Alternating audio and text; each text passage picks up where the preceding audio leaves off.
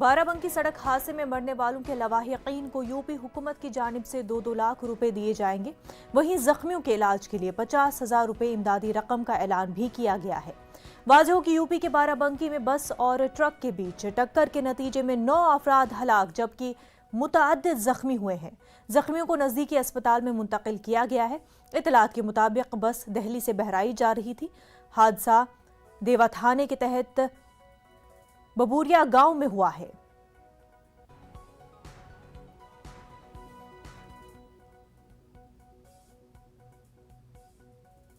क्षेत्र के बबूरी गांव के पास में एक बस और ट्रक में एक्सीडेंट हो गया है, जिसमें एक वोल्वो बस जो दिल्ली से बहराइच जा रही थी उसमें 27 यात्री घायल हुए हैं और 9 यात्रियों की डेथ हो गई है। इस संदर्भ में एक टोल फ्री नंबर जो हमारा कंट्रोल रूम नंबर है ये जारी किया जा रहा है। किसी भी घायल के बारे में जानकारी लेने के लिए या किसी के बारे में जानकारी लेने के लिए 9454417464। मैं रिपीट कर रहा हूँ 9454417464। ये कंट्रोल रूम का नंबर जारी किया गया है। किसी भी घायल के बारे में और किसी भी मृतक के बारे में या बस के बारे में जानकारी लेने के लिए कंट्रोल रूम से नंबर जारी है। कोई भी सूचना इससे प्राप्त की जा सकती है।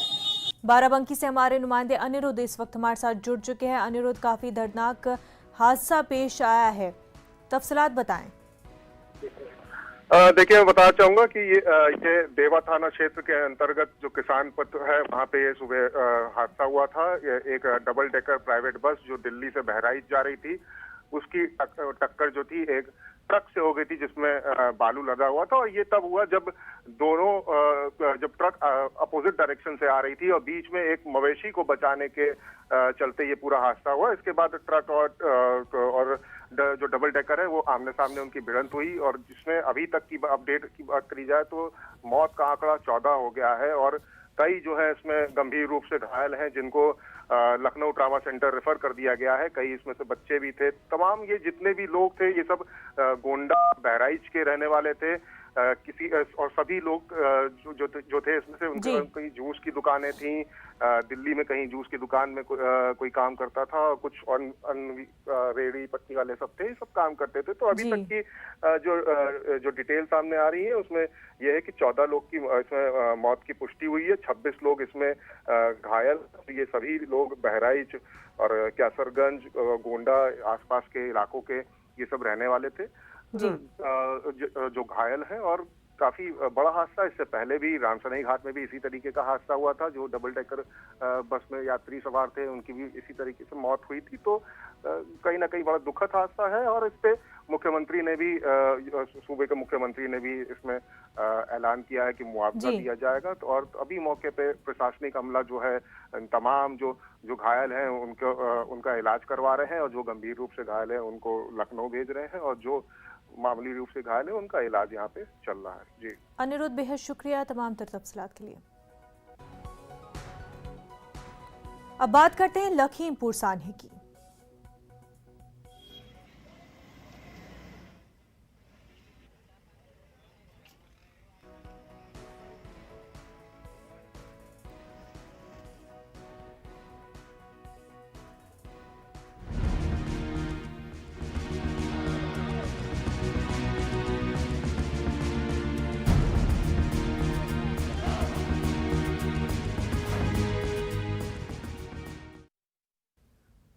लखीमपुर सान्हे पर सुप्रीम कोर्ट ने आज खुद नोटिस लिया है। इस मुद्दे पर सीजेआई एनवी रमन्ना की बेंच आज समाअत करेंगी। जानकारी के मुताबिक इस मुद्दे पर यूपी के रहने वाले वकील शिव कुमार त्रिपाठी ने सुप्रीम कोर्ट में अर्जी दाखिल की है। उन्होंने कोर्ट में कहा है कि लखीमपुर खीरी में जिस तरीके से पुरअमन एहतजाज कर रहे किसानों को हदफ बनाया गया उसमें कोर्ट को दखल देना चाहिए। वाज़ेह हो कि यूपी के लखीमपुर खीरी में वजीर अजय मिश्रा के बेटे ने किसानों पर मुबैना तौर पर गाड़ी चढ़ा दी थी जिसमें 8 लोगों की मौत हो गई थी।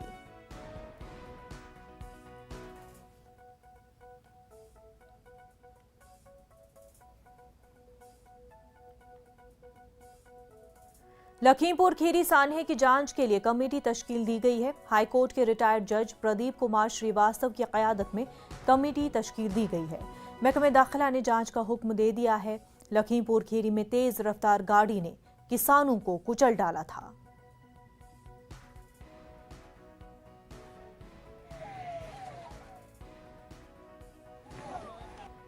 लखनऊ से हमारे नुमाइंदे तारिक कमर हमारे साथ जुड़ चुके हैं। तारिक, एक तरफ सुप्रीम कोर्ट ने आज खुद नोटिस लिया है इस मामले को लेकर के, दूसरी तरफ इस पूरे मामले की जांच के लिए कमेटी भी तश्कील दी गई है। हाँ देखिए, बहुत अहम पेशरफ्त है, हालांकि बहुत देर से की जा रही है क्योंकि इसके लिए मुतालबात बार बार हो रहे हैं। और देखिए, तमाम सियासी जमातों ने इसके लिए मुतालबा किया था कि बाकायदा तौर पर इसकी तहकीक हो और जो लोग भी इसमें मुजरिम हैं उनको सजा दी जाए और जल्द से जल्द सजा दी जाए। ये मुतालबात से किए जा रहे थे। तो अब देखिए, एक रुकनी कमेटी है, अब यही है कि इनको 2 माह के अंदर अपनी रिपोर्ट पेश करनी है। तो देखना यही है कि इस रिपोर्ट में क्या कुछ सामने आता है। हालांकि देखिए, ये भी कहा जा रहा है कि तस्वीरें अपनी जबान से खुद बोल रही हैं जी। और तो इसलिए कोई गुंजाइश इसमें बचेगी नहीं इनके बच निकलने की, जो भी इसमें लोग मुलव्विस हैं। ताहम इतना भी है कि प्रदीप कुमार का रिकॉर्ड भी बहुत अच्छा रहा है, बड़े अच्छे फैसले इन्होंने अपने माजी में किए हैं, रिटायर्ड जज हैं। तो तवक्को यही की जा रही है, उम्मीद यही की जा रही है कि जो फैसला आएगा, जो रिपोर्ट पेश की जाएगी, उसमें इंसाफ किया जाएगा और मुजरिमीन जो हैं, जो अभी तक फरार हैं मुलजिम की हैसियत से, उनको सख्त से सख्त सजा का कुछ न कुछ बंदोबस्त जरूर किया जाएगा। तो इससे एक जो इंसाफ पसंद लोग हैं उनको तक़वियत मिली है मुनज़्ज़ा। और एक बात ये भी है कि आज इस पर रद्द अमल भी आने लगा है इख्तिलाफ का कि ये एक अच्छा फैसला है, और लेकिन इसकी रिपोर्ट जल्द से जल्द पेश की जाए तो ज्यादा बेहतर है। बिल्कुल तारिक कमर, बेहद शुक्रिया आपका।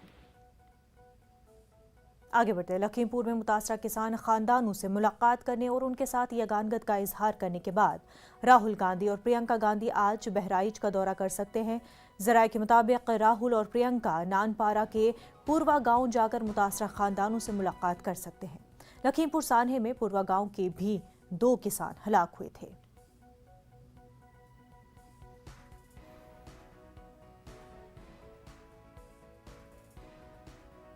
लखीमपुर सान्हे पर प्रियंका गांधी ने कहा कि वजीर अजय मिश्रा को ओहदे से बर्खास्त किया जाए और कसूरवारों के खिलाफ कार्रवाई हो। सब परिवारों के साथ मिले कल तीनों परिवारों ने एक ही चीज़ कही, हमें मुआवजा से कोई मतलब नहीं है, हमें न्याय चाहिए, मंत्री को बर्खास्त करना चाहिए और जिसने ये किया है, जो भी अपराधी है, उसको गिरफ्तार करना चाहिए। तो आपने पूरी पुलिस फोर्स अपनी निकाल दी हमें रोकने के लिए, नाकाबंदी हुई, और सिर्फ हमें रोकने के लिए नहीं, लेकिन परिवारों के इर्द गिर्द, उनके गांव के इर्द गिर्द कि कोई आए नहीं जाए नहीं उसके अंदर। लेकिन आपने अपराधी के लिए कोई पुलिस फोर्स नहीं निकाली। जिस दिन ये हुआ पुलिस फोर्स कहाँ थी, क्या कर रही थी? क्या पुलिस सिर्फ नेताओं को रोकने के लिए है कि अपराधियों को रोकने के लिए? और मुझे बगैर FIR गिरफ्तार किया, कोई कागज़ नहीं दिखाया, कल तक भी कोई कागज़ नहीं दिखाया, कोई मैजिस्ट्रेट के सामने पेश नहीं किया, जितने भी यहाँ नियम है सारों का उल्लंघन किया मुझे गिरफ्तार करने के लिए, और इनके लिए बस FIR काफ़ी। और इन्होंने अपनी गाड़ी के नीचे 6 लोगों को कुचला है। ये एक लोकतंत्र है, यहाँ न्याय आपका अधिकार है, और इसके लिए मैं लड़ूंगी जब तक ये मंत्री बर्खास्त नहीं होगा, जब तक ये लड़का गिरफ्तार नहीं होगा, तब तक मैं बिल्कुल अडिग रहूंगी, क्योंकि मैंने उन परिवारों से वचन दिया है। सियासी पार्टियों के लीडरान का लखीमपुर पहुंचने का सिलसिला जारी है। इसी कड़ी में आज समाजवादी पार्टी सरबराह अखिलेश यादव लखीमपुर का दौरा करेंगे और मुतासरीन से मुलाकात करेंगे। इस दौरान अखिलेश यादव ने यूपी हुकूमत को तनकीद का निशाना भी बनाया। उन्होंने कहा कि योगी हुकूमत से इंसाफ की उम्मीद नहीं की जा सकती।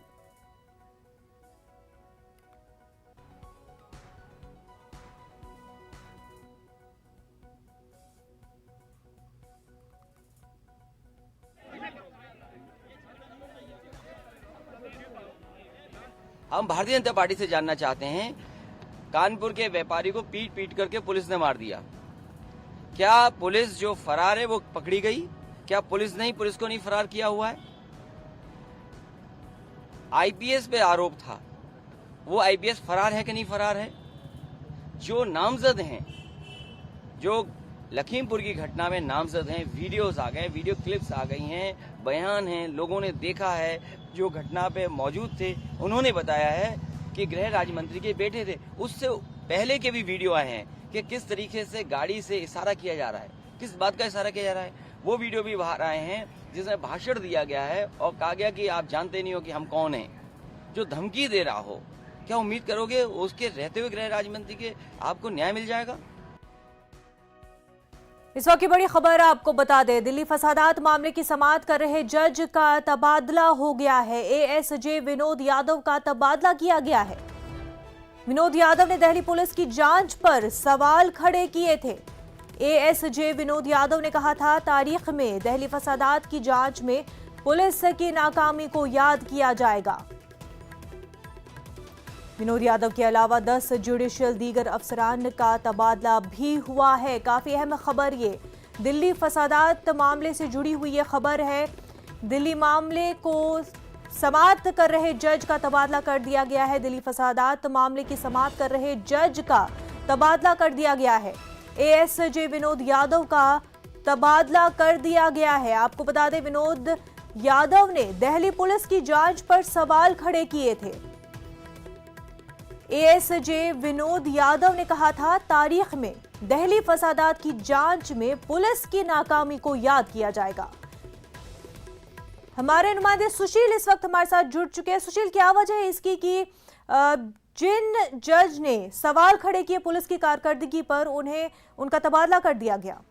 जी देखिए, ये कह पाना थोड़ा सा मुश्किल है कि ये तबादला उन तमाम कारणों की वजह से किया गया है या एक रूटीन प्रक्रिया है, क्योंकि इस पूरे मामले में निचली अदालतों में कई ऐसे एडिशनल जज हैं जिनका फिलहाल ट्रांसफर दिल्ली हाई कोर्ट के प्रशासनिक फैसले के द्वारा लिया गया है। सबसे महत्वपूर्ण बात इस मामले में ये है कि फिलहाल जो तबादले हुए उन तबादलों में विनोद कुमार का नाम इसलिए अहम है क्योंकि दिल्ली दंगा के मामले में वो लगातार दिल्ली पुलिस को फटकार लगाते रहे हैं, दिल्ली पुलिस की जांच प्रक्रिया पर सवाल उठाते रहे हैं।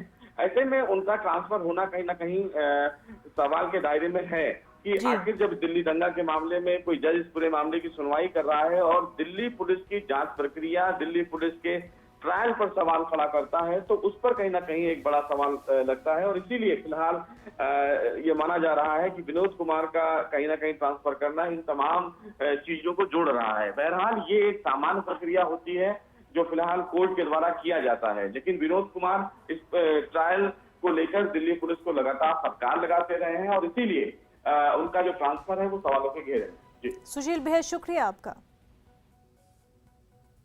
ब्रेक के बाद आपका खैर मकदम है। मध्य प्रदेश में 27% ओबीसी रिजर्वेशन के मामले को लेकर जबलपुर हाई कोर्ट में आज हतमी समाअत होगी। हालांकि जबलपुर में जारी वकीलों की हड़ताल के सबब हतमी समाअत हो भी सकेगी या नहीं, उस पर भी शुबा बरकरार है। चीफ जस्टिस के डिवीजन बेंच में आज 40 अर्जियों पर समाअत होना है, जिसमें से 27% ओबीसी रिजर्वेशन की अर्जी पर भी शामिल है। 30 सितंबर को वक्त की कमी के सबब 27% ओबीसी रिजर्वेशन पर हतमी समाअत नहीं हो सकी थी। वाज़ेह है कि मध्य प्रदेश में ओबीसी रिजर्वेशन को 14% से बढ़ाकर 27% करने का काम कमलनाथ हुकूमत के जरिए किया गया था, लेकिन इस मामले को लेकर जबलपुर हाई कोर्ट में अर्जी दायर की गई थी। तभी से ये मामला अदालत में जेर समाअत है। वहीं शिवराज सिंह हुकूमत के जरिए अदालत में जेर समाअत 3 मामलों को छोड़कर बाकी सभी शोबों में 27% ओबीसी रिजर्वेशन के निफाज का अहकाम 2 सितंबर को ही जारी किया जा चुका है।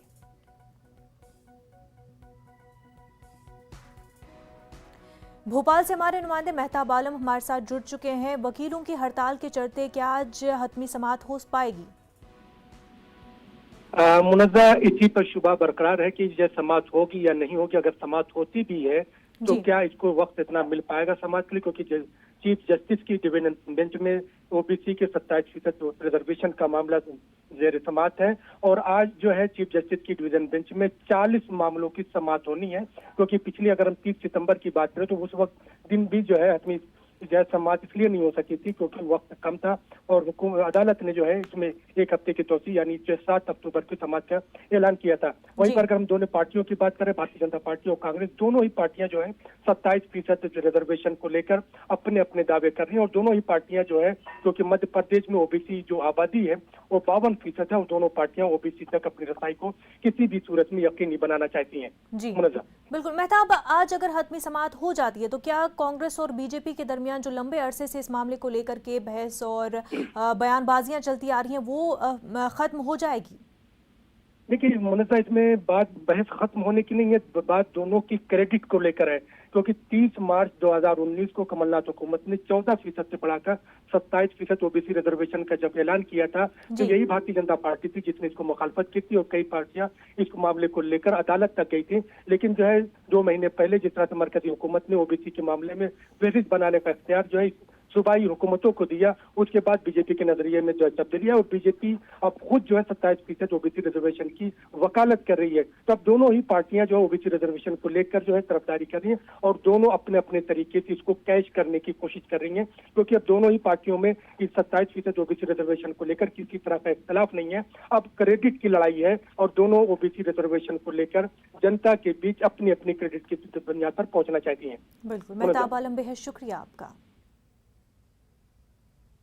वहीं मध्य प्रदेश में 4 सीटों के लिए होने वाले ज़िमनी इंतखाबात और हुकूमत के जरिए आदिवासी वोटर्स को सामने रखकर मुनक्किद किए जा रहे आदिवासी सम्मेलन को लेकर बीजेपी और कांग्रेस में सियासत छिड़ गई है।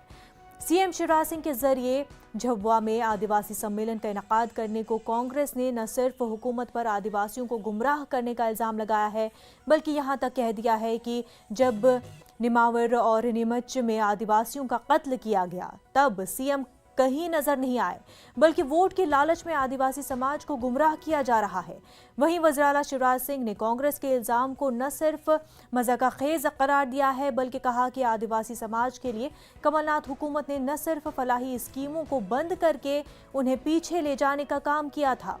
शिवराज सिंह ने बीजेपी हुकूमत को ही आदिवासियों की सच्ची खैर ख्वाह करार दिया है।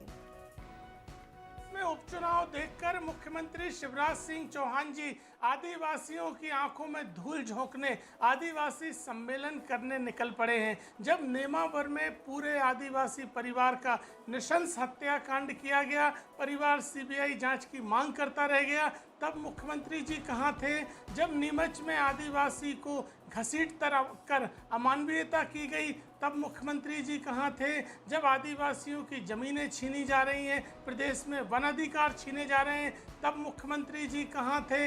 यहाँ तक कि प्रदेश सरकार में आदिवासी मंत्री विजय शाह तक का अपमान किया गया भाजपा के कार्यक्रम में, उन्हें भी न्याय नहीं मिल पाया। भारतीय जनता पार्टी केवल आदिवासियों को धोखा दे सकती है, झूठ फरेब कर सकती है। आदिवासी भाजपा को पहचान चुके हैं, ये झूठ फरेब की राजनीति नहीं चलने वाली है। चारों उपचुनाव में भाजपा की हार तय है।